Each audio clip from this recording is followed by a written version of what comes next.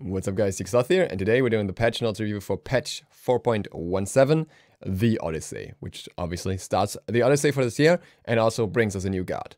As usual, we're gonna quickly go over the skins and then go right into the balance changes and spend most of the time there. First talking about the new god and then the rest. So, new skins, obviously we got the new default skin for Hachiman. The recolor unfortunately doesn't load. I will show you the image a little bit later. It's basically the same skin in green. Then we have Artio Tier 2 skin. I think this one looks amazing. It's really well designed. What you cannot see here that well is that the bear also has like green markings all over its back. It has this kind of fell World of Warcraft look, if you want to call it that. Then we have a Nuwa skin, which is very much demonic themed. And a lot of things revolving around the skulls, etc. Also looks pretty cool. Also looks pretty decent in game. Then we have an AMC skin, touch of Warhammer in this one. It's like a mix of very, you know, skull demonic style, but also futuristic. Does look really cool in game, and what looks very, very cool is the hives. They have like this massive big skull spikes everywhere and then skulls rotating around it. So that's also pretty cool. And the last skin is Mech Shark, which kind of has the same style as that Thor skin. And yeah, that is very much around, well, electric ability, so to speak. I would say every skin in this patch actually looks really nice. Very positively surprised there.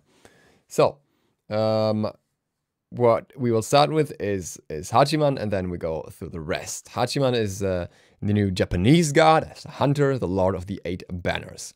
His passive is already very interesting. It's Master of Arms.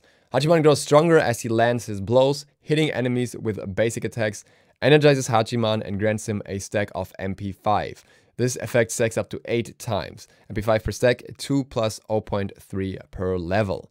So that means on level 3 you would already have 3 MP5 per stack.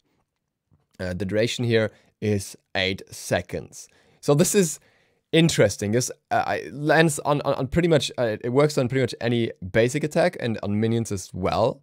So, as far as I know at least, as far as I understand it. So, that would mean just 8 shots against a minion wave would give you a total of 3 times 8, 24 MP5 here. Then again, it would only last for 8 seconds, so it wouldn't actually be that much, but then I think it would restack if you hit another enemy. So, how much you get out of this passive kind of depends on how effectively you can hit enemies, basically, but you will have downtime on the passive between waves. I think it's a very interesting passive for a hunter because it's very unusual, very not the kind of effect that you'd expect. Then again, the rest of his kit kind of is very strong in itself, so I can see why the passive is not very over the top or anything. The next one is Eagle Eye. When Hachiman toggles on this ability, instead of basic attacks, he fires a series of arrows that do additional damage that falls off at long range. Each hit may trigger item effects for basic attacks and can critically hit. The bonus damage within 55 units is 10 up to 25. The bonus damage at beyond 55 units, so beyond the basic attack range, is 0 to 15. So, on the first rank, this ability will actually not deal more damage at longer ranges, at very long ranges, beyond what a normal basic attack would do. But it will still have that extra range on top of the normal range. It kind of feels like maybe Chiron ultimate range. And the shots for this ability scale up. For the first 3 ranks, you have 3 shots. For the 4th and 5th rank, you have 4 shots. So you definitely don't want to max this last, because you want to have that extra 4th shot, I think. And the mana cost is 50 to 90, which I think is not that problematic for him, considering that, you know, he just gets a lot of MP5. The cooldown is a little longer here, it's 14 seconds. I think what you can best compare this to is a mix of Medusa 1, for how it works in terms of the shots, and at the same time Chiron Ultimate as for its functionality. It does not go through minions though, a single minion will block this shot, but it can crit. So this is, I think, the most scary part. If you're in melee range, you can crit someone for a really high number of damage, or in more distant range, you can crit them still with something that is usually out of reach for basic attacks, and usually you can only hit abilities at that range. And if you hit multiple crits at a long distance range, that can be very, very painful. Also, obviously, makes it kind of punishing to chase him or get too close to him, as he will deal more damage. The second ability is Heavenly Banner. This is more of a, well, it's a unique ability in a way. So it's not a circle ability. I think it's an octagon, but it's almost like a circle anyway. So like in terms of the shape, it doesn't matter all too much, but it does damage, landing damage of the banner, which we cannot see here, unfortunately. We cannot see the damage value. At the same time, it gives bonus attack speed, 5 to 15%, depending on the rank. And the bonus attack speed is for Hachiman himself, but it's also for his allies if they're in this small banner radius. And Hachiman, if he goes into the banner radius, gets the extra bonus again. So he can get up to 30% as far as I understand it, 15% outside of the circle. Mana cost here is 70 to 90, and cooldown is 13 seconds. Now this, I think, will be his clear, which is interesting because you would think it's in the 1, but this one is actually able to hit the full wave. At the same time, it's a bit risky in itself, because if you position yourself in the banner to get more attack speed, you also make yourself a prime target for any ability going in that area. So Poseidon would be thankful for a banner like that. You just throw the Kraken in there. So a bit of a pro and a con to this. I don't think it's busted. I don't think it's the strongest ability. You know, it's just an attack speed steroid really, and there are stronger attack speed steroids out there. But the interesting effect here comes more from the fact that his teammates can get this as well. So depending on how you can place this around an objective with the deployables interactions, I don't know if, for example, Goldfear would clear this, but depending on how you can place it, you can use this to burn objectives quicker. Combine that with a Fafnir steroid and you'll have a ridiculous attack speed buff for your teammates. And if you have gods that can utilize that, well, like Mercury, Kali, any kind of god that, you know, has decent benefit from attack speed and also objection, any AA god really, this can be pretty good. It's going to be interesting and make for interesting synergy. I think him and Fafnir in combination are kind of a prime option anyways. His next ability is, I don't know how to pronounce that, Iyajitsu, I will assume. Hachiman dashes forward, damaging and passing through enemies. Upon reaching his destination, Hachiman swings his blade in a full circle, hitting enemies in range. If hit by both attacks, enemy gods are stunned. So this is 70 to 90 mana cost, cooldown 18 down to 16 seconds. His escape tool, relatively short dash, not the longest escape. Maybe comparable in range with possibly Guan Yu dash, kind of. Maybe a little longer than that, not quite sure about the specifics here, but definitely not the longest range dash. But the circle radius at the end is relatively large. So it's kind of maybe like Apollo in the way it looks like with a targeter. What is important here is you have the line and the circle that overlap. So until the center of the circle, the line ability goes in, and this is where you can hit the stun. So the area for the stun is not huge, but it's also not small. The stun, however, from what we've seen in the Hyris, well, showcase, is very, very short. So it's more of an interrupt tool than a lockdown tool. He's not very geared for CC, and that's also probably not the prime use. I think the prime use of this will still be getting away or finishing off a target. And last but not least, we have mounted archery.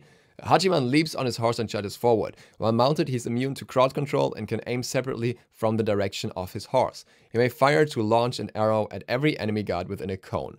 This has a slow 25% to 45%, mana cost from 80 to 120, and 90-second cooldown.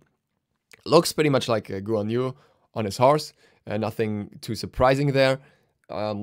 What's different here is that you don't really have the same issue that with Guan Yu on the horse. The mobility that you get through the horse also makes it harder to hit a target if they just juke like towards the side of it very quickly. It's not a hard to hit ability by any stretch, but obviously there are ways of juking it because he can't turn around that quickly, and if you do like quick hooks, it's kind of somewhat possible to get out of at least some of Guan Yu's swings. With Hachiman, there's only one shot. You don't get multiple shots, but this one shot you can basically not avoid. It's more about him hitting as many targets as possible, because he will have this cone, he can aim it all the way around him, and it fires very quickly, so I don't think you have any options to really get away if he specifically wants to hit you. And he can also, you know, fire it behind himself. So this really makes for scary escapes on this guy. If you get too close to him, he activates this one, fires 2 shots into you, deals a lot of damage, dashes away, fires 2 more shots at long range, and then has on top of that an ultimate that he can shoot while dashing away from you with CC immunity, slowing you down and dealing a lot of damage to you again. And that's like half of his kit as well, so you will take a lot of damage trying to chase him. And that's where I think he could possibly be too strong. I think his wave clear is relatively weak. His laning phase will not be the strongest unless the banner has ridiculous amounts of damage. His passive is not crazy either, though it does allow for some flexibility in terms of how long he can stay in lane or what you want to build in terms of potions and so on. But really the key part of him is how good he is at getting away, but also at chasing people down. And I think the interesting thing here is that because his lane clear is relatively weak, it might possibly be the case that he could end up being relatively good in jungle, where he would have less issues with clearing, as long as the banner halfway decently clears the small minions, though at the same time he doesn't have crazy gank potential. But that's yet to see. I think mostly he's going to be an ADC, especially with that long range, and with the benefit from crit, you want to farm up and be as effective as possible. I don't think he is bad. I'm not sure how strong he is exactly. I would generally say he's towards the stronger side. How strong exactly is yet to be determined. And here's his recolor. You can only see the face here. Unfortunately, we don't have the full card. And that brings us to the rest of the changes. We've got emotes for Hachiman, obviously the clap, the wave. And we've got the Odyssey, the fall of war. I hope they have that funny part of the lore here. Unfortunately not. But, well, Odyssey points, nothing too crazy here as usual. Odyssey points, gain Odyssey levels by earning Odyssey points through completing quests or buying Odyssey items. Same as always. Same as every year. Collection bonus players will get a free item every 3 Odyssey levels as a bonus. Collection bonus items can be earned by questing. Usually the connection earning bonus items are what you cannot get in other ways that easily, especially the last ones like the tier 5 skin and maybe some sort of not loading frame, something like an interface change, like we had the demonic one, or that kind of stuff that you get before. Then the Odyssey quests, 7 quests will be released in every Odyssey patch. Completing those 7 quests will reward you with 1 Odyssey level. Odyssey lore, as tradition, with every Odyssey there also comes an epic story. This year the lore will be based around, are based on SMITE comic book universe. And then we got the items. The Void Piercer AMC skin, which you've already seen. Stormtech Shark, which you've already seen. And You Want Some SLOTH avatar, which is a book, apparently. The bonus items that we get so far, a cutesy avatar chest roll, and the Fire and Ice loading frame. And the rest is yet to come, obviously. As usual, I think you will buy the Odyssey once instead of having the multiple steps like the season tickets, and, you know, then you get the end reward. Probably going to be towards the more expensive side. We've got some fixes here. The cutesy avatar chest could award boosters, that's fixed. And Vivox would still have audio even when the volume was set to 0. So if it's muted, it's muted. Chiron gets a fix where training exercise would cleanse enemy gods, which should not happen. And that brings us to the item balance. The first one is Brawler's Beatstick, which is very interesting because I've talked about this very, very recently.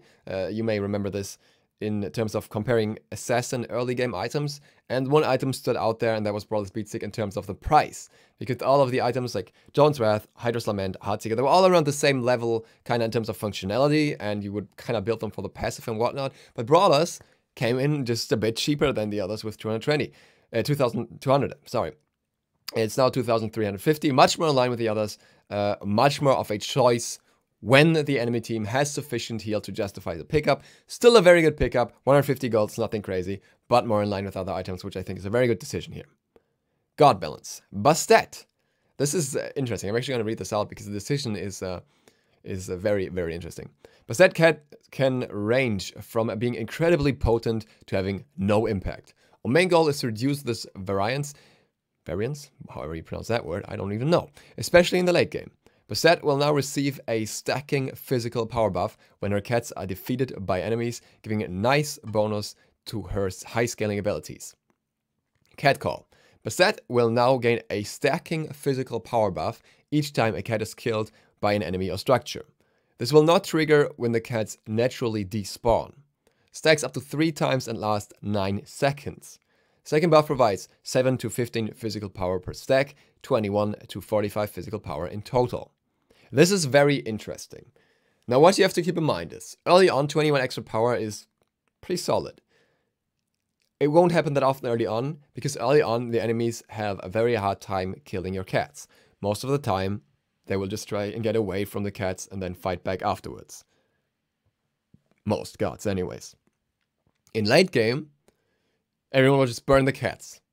And then you get 45 physical power, which late game isn't that crazy. It's still it's an extra item basically in terms of power, but it's not game-breaking, so to speak, because yes, you get 45 physical power for 9 seconds, but it's physical power in late game compared to other stats like crit that just do so much more late game. Everyone will have a decent amount of tankiness, so it's not like Bastet is suddenly going to blow you up completely just because you have 45 physical power. So it's a bit of a weird trade-off, especially because what Bastet usually does is she goes in with a 1, pokes with a 2, and then sees if there's kill potential, and maybe, you know, throws out the 3 to slow someone down, and then if there's kill potential, drops the cats on them. What happens? The cats come last. What you want to do here is you want to drop the cats first. But that's kind of sucky because you have to mark the targets first anyways. And, I mean, you want to at least jump in. So what you're probably going to do is, like, you're going to use your 1, 2, drop cats, but you're still going to use your 3 then. Because you don't want to hold your abilities at Bastet, really. So the point where this becomes relevant is when you have a high amount of cooldown and you are able to go in again after the cats died. So basically what you want to have happening is you use your kit, the cats die, and you use your kit again, or it's a longer team fight and you use it in that situation again. And that's where it's beneficial, not so much in a direct 1v1 gank, basically. So, bit of an odd case, probably actually more impactful in other game modes where there's a lot more team fighting, like in Arena, for example, or in Clash or something than Conquest. But it could be interesting how this develops. And it's good that Hi-Rez hasn't forgotten about Bastet, because they said if she doesn't perform as expected after the nerfs to backdooring, then we will look at her again. That's happening right now. One can only hope that that ever happens for Bakasura too. Hell was obviously overperforming. No surprise there. If you've been following the pro scene or anything, you know that. Not much to say here. Obviously, if you want to read more about that, actually, Hi-Rez Ajax has this Tumblr account where he made a long post explaining Hell's situation, very detailed. So I think that's interesting to read if you want to check that out. HiRezAjax.tumblr.com. They actually put the link here as well. And what they changed in terms of decay, the radius, the explode radius, is decreased from 15 to 12 units. I feel like that was very easy to confirm before, so it's very understandable that's nerfed. Don't underestimate 3 units in a circle radius, that's quite a fair bit. And then updated targeting to better display this radius. And the bigger change here, I think, is Inspire. Decreased movement speed for allies from 25% to 10%. Hell still received the full 25% movement speed. Consider that she's been seen in support lately, and the movement speed buff has been a decent factor in that regard, just allowing your teammates to rotate around so quickly and move so fast in teamfights. That's gone. 10% is still nice, but it's not nearly 25%. And while Hell keeps this change, it does take her down a fair notch. I think these changes kind of pushed Hell a little bit away from the support role, kind of push her maybe a little more into solo, where she's also been played. How much exactly is yet to be determined. I still think she's not bad by any stretch. Well, she's got a short spotlight, I guess. Has been under the radar and performing well there for a long time, so I can see why it's done the way it's done. Would probably just bring her down a little bit, but not too badly. The next god is Odin. I'm personally a bit sad about this. There's quite a few warriors that have been overperforming, especially in regards to jungle. And Odin is specifically looked at because of his performance in the jungle. And what's done with him is, first of all, his mobility has been decreased. The base movement speed decreased from 375 to 370. And the passive, Path to Valhalla, decreased the movement speed per stack from 8% to 4%. So not as much extra chase potential in a fight. So yeah, that chunks a lot of his mobility off him. Which, you know, I can see why. I feel like Odin is the one warrior where no one really minded the fact that he was more of a jungler, because he always played more like a jungler, and he was never, or like for a long time, not a crazy solo anyways. So I don't think too many people were concerned with Odin performing well in jungle. But I guess it's now the idea that he should go into solo. And as such, we're seeing those changes. We will see if he gets some compensation that makes him a bit more potent in solo. Because the last change here is Raven Shout decreased full shield bonus damage from 25% to 15%. That's also quite impactful if you consider that the Bird Bomb combo is one of his main tools. Not always his main tool, but often his main tool. It takes away from what Odin can currently do. And as somebody who's been enjoying Odin lately, I'm a bit sad about these changes. I can see where they're coming from. I feel like he's been slapped a little too hard when he was not the primary problem warrior in the jungle. Next to others, he's just always been decent in jungle and just been showing up a little more lately with the warrior meta in general.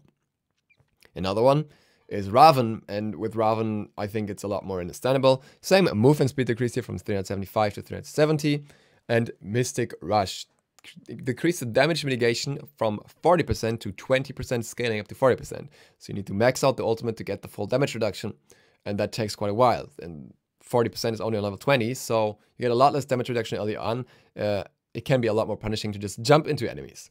Increase the cooldown from 90 to 70 to 110 to 90 seconds. Also meaning, you know, less gank potential, less getting over walls and escaping.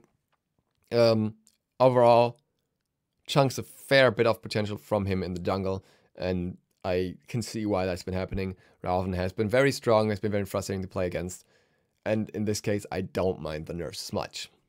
Sol just gets some relatively minor change. Stellar Burst gets a new targeter to show where it'll fire and when it will stop at the target.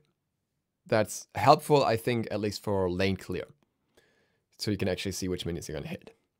And then we have more beginner friendly, obviously here, not actually like changing the god at all. And then we have Sun Wukong. Sun Wukong's getting hit hard.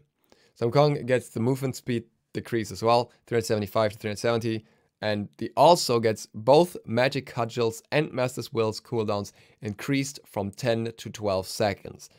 That means a whole lot more cooldown, a whole lot less poke. That's impactful. I think these changes will push Sun Wukong down a fair bit. I don't think he can compete in terms of bully potential, which I think is fair because other like warrior bullies have not been performing to the degree they were expected to perform for quite a while. I'm thinking along the lines of Tyr here, for example. It's just been kind of out of it. Even Chak. And, you know, Sun Wukong is so present in both solo and jungle at this point that, you know, I can see why the pressure's taken off him. I personally don't like Sun Wukong very much, so I'm very okay with these changes. I feel like a lot of people will be annoyed with those. So.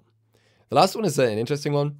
Zeus base movement speed increased from 355 to 360. A little bit faster on the god with no escapes. That generally has a lot of damage but very low mobility. Buffing him in the segment that, yeah, he struggles with the most. So that's going to be interesting to see how much that does for him. I would not be surprised if... It sounds like a minor change, but I would not be surprised if we see a fair bit more of Zeus than we saw before this patch. And that's it for the patch notes. I think this gave you a good overview. The god that I'm clearly, definitely 100% missing here is Artio, especially if she gets a nice skin. I think she needs further nerfs. And I do hope they come soon. For me personally, I love playing Artio. I love the god design and how she plays, but I don't want to play Artio because she's busted. This is just my belief, and I had the same thing with Bellona, for example.